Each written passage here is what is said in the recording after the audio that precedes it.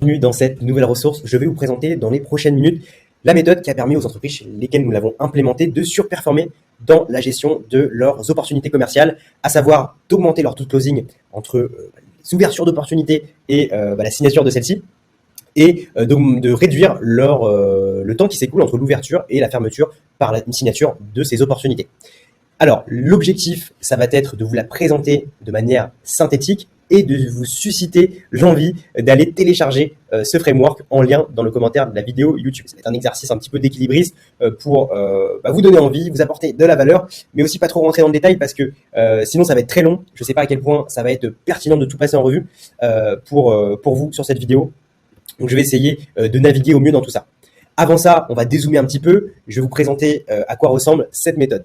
Elle s'appuie sur le framework MEDDIC pour récolter les bonnes informations étape après étape et consolider votre opportunité. Encore une fois, l'idée, c'est de maximiser vos chances de closing, donc d'augmenter étape après étape les probabilités que cette opportunité se convertisse en nouvelle signature.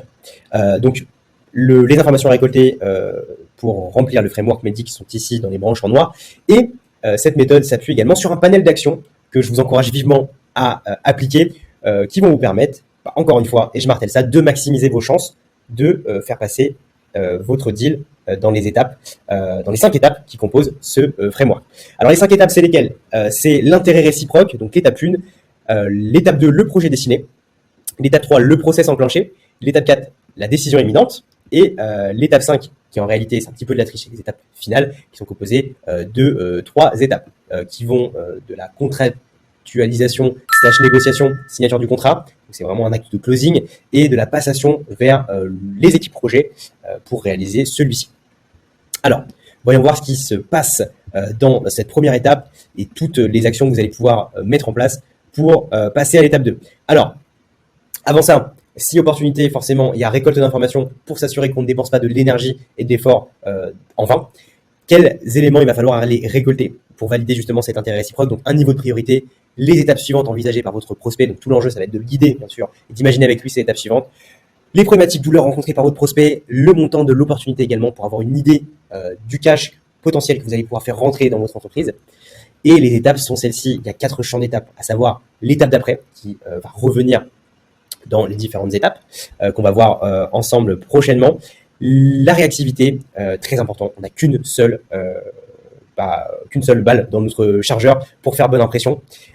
Étendre son influence. Donc, il y a différents moyens d'étendre son influence. On a un super outil qui est à notre disposition, qui est LinkedIn, qui va vous permettre d'ajouter votre champion. Bien entendu, c'est la base, mais également d'ajouter l'ensemble des interlocuteurs que vous rencontrez au fur et à mesure de votre opportunité, et surtout ne pas attendre de les rencontrer, se faire connaître de par LinkedIn avant même de les rencontrer. Ensuite, de créer du lien avec votre champion. Il y a 2 choses à faire là-dessus. La première chose, elle peut être contre-intuitive, c'est de ne pas blinder son email de follow-up avec 1000 et une informations, mais plutôt de scinder cet apport de valeur dans le temps et d'apporter cette valeur à votre client sur différents canaux, que ce soit LinkedIn, WhatsApp, l'email, les rencontres physiques, et vous pouvez user de créativité. Je vous ai mis juste ici des actions claires avec les canaux définis à mener dans le temps, juste ici avec ce petit rétro-planning. Ensuite, pour que votre opportunité soit légitime d'être dans cette étape 2, donc le projet dessiné, il va falloir récolter des informations qui vont nous permettre d'élaborer un projet beaucoup plus détaillé avec votre client. À quoi ressemblent ces informations? La première, c'est de déterminer une date de déploiement avec votre prospect, même si c'est une fourchette assez large, il va falloir se projeter là-dessus. C'est vraiment ce qui va être très important pour vous, d'autant plus dans un métier de service où vous avez tout simplement besoin de personnes dans votre staff qui va réaliser ce service pour votre client, donc pour des questions d'organisation et de consolidation de cette opportunité. Ensuite, vous allez devoir découvrir s'il y a de la concurrence en interne ou en externe, ou si votre prospect rencontre d'autres acteurs, donc déterminer lesquels. Et ensuite, savoir si en interne, il n'y a pas des solutions qui peuvent être bricolées pour répondre à leurs problèmes. Et aussi, il y a d'autres formes de concurrence, qui va être des concurrences de d'autres projets qui vont pouvoir empiéter sur la ligne budgétaire initialement prévue pour potentiellement acheter votre solution, qui vont pouvoir rentrer en ligne de compte. Ensuite, confirmer que l'interlocuteur est un champion. Pour ça, une question très simple à se poser. Est-ce que mon interlocuteur a l'influence et l'autorité nécessaire pour pousser mon projet? Si c'est pas le cas, pas de panique, on va voir, on a des solutions pour répondre à ce problème. Ensuite, déterminer les critères de décision, identifier les critères les plus importants pour que votre opportunité aboutisse. Est-ce que c'est le prix? Est-ce que c'est la qualité? Le prix n'a rien à voir dans l'arbitrage de l'adoption de cette solution. Est-ce que c'est l'accompagnement, etc. Et ensuite, bien entendu, déterminer le processus de décision et dans quel timing ce processus va se dérouler. Voilà pour les informations à récolter qui sont assez denses à ce moment-là de l'opportunité. Ensuite, les étapes à mettre en place, ça va être assez simple. Donc, il y a toujours cette fameuse étape d'après. Un follow-up très rapide. Encore une fois, le but, c'est d'avoir 0 balles dans notre camp et de renvoyer le plus rapidement possible les balles dans notre camp. On joue un petit peu à la balle au prisonnier. Le but, c'est d'avoir 0 balles dans son camp, d'être le plus réactif possible, d'être le plus efficace, de renvoyer les signaux de confiance basiques et les signaux qui comptent. Je vous ai mis ici un petit rétro-planning de follow-up que vous pouvez faire en scindant toujours avec ce concept de scinder l'apport de valeur dans le temps. Ensuite, l'idée dans l'étape d'après, ça va être de, bien sûr, réfléchir à ce que va pouvoir être votre RX. Je vais y arriver. Ça peut être un point de cadrage de votre projet avec la définition de jalons, maintenant qu'on a déterminé un timing beaucoup plus précis. Je vous ai mis aussi d'autres exemples ici qu'on ne va pas forcément détailler. Il y a le multi-conversationnel qui va être une action hyper importante. Peu de personnes en acte commercial vont jusqu'à ce niveau de sophistication, mais pour moi, c'est une des actions qui fait toute la différence. La capacité à aller déclencher d'autres conversations auprès d'autres parties prenantes que vous avez rencontrées au fur et à mesure de vos rendez-vous, ou que vous avez identifié comme des personnes qui sont parties prenantes dans le projet. Tout simplement, ça va être de prendre contact avec ces personnes, de récolter de l'information, d'avoir un autre regard sur l'opportunité et d'avoir un maximum de billes pour naviguer dans cette opportunité. Ensuite, il y a le relais d'autorité. Je ne connais pas le niveau de maturité de votre entreprise. Je ne sais pas si vous avez un CEO, un responsable commercial au-dessus de vous qui peut faire ce relais d'autorité, mais grosso modo, c'est, on va prendre cet exemple-là, votre CEO envoie un message au CEO ou au C-level de l'entreprise avec lesquels vous êtes en discussion pour dire je sais que nos équipes sont en discussion sur tel et tel sujet. S'il y a des questions, s'il y a besoin que j'intervienne, je me tiens à disposition. Ça montre que l'opportunité, le projet chez vous est important et ça, encore une fois, ça maximise les chances de passer à l'étape d'après.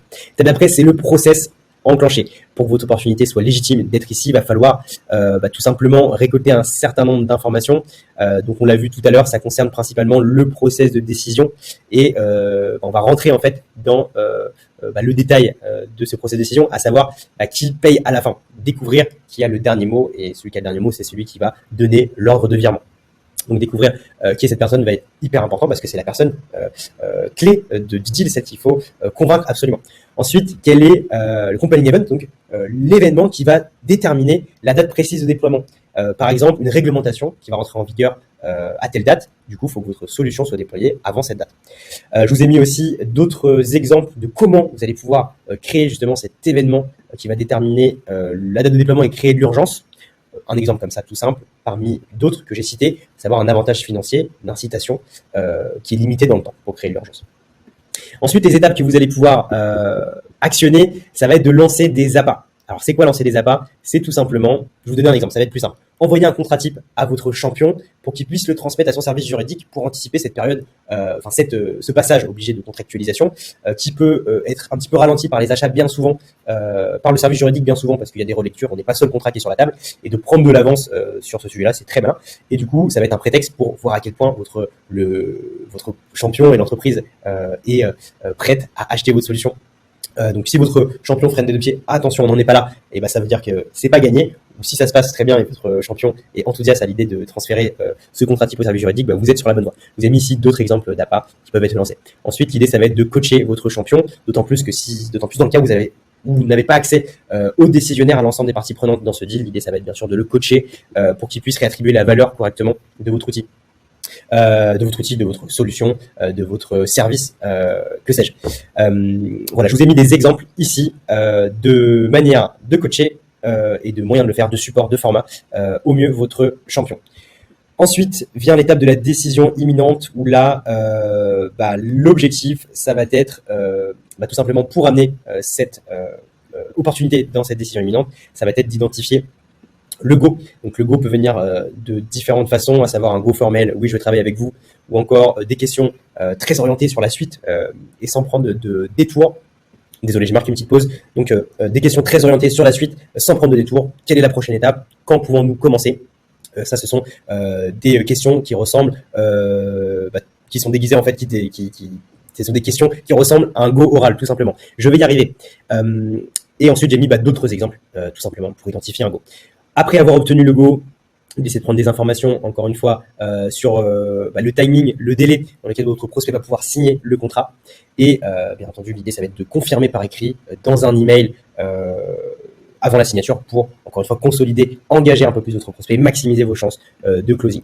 Nous arrivons maintenant aux étapes finales. Donc, c'est au pluriel. Comme vous l'imaginez, il y a plusieurs étapes, sous-étapes dans cette grande étape, à savoir l'étape 5, la phase de négociation, convenir des termes financiers contractuels, tout simplement de l'opportunité. Ensuite, l'étape 6, le contrat signé. Ça y est, c'est fait. Vous avez remporté votre opportunité. L'étape 7, la passation du processus de vente au processus projet, donc le fait de délivrer son service et sa promesse. Comme je disais en introduction, l'objectif, c'était de vous présenter la méthode de façon succincte sans forcément rentrer dans chaque étape et sous-étape pour garder cette vidéo digeste, courte, vous partagez quand même de la valeur pour que vous ayez envie, bien entendu, de télécharger ce framework pour vous poser dessus et implémenter cette méthode dans votre système de vente dès aujourd'hui pour à votre tour signer plus rapidement. Voilà, donc j'espère que j'ai correctement fait l'exercice. En tout cas, c'était un plaisir de vous partager cette ressource. Je vous dis à bientôt.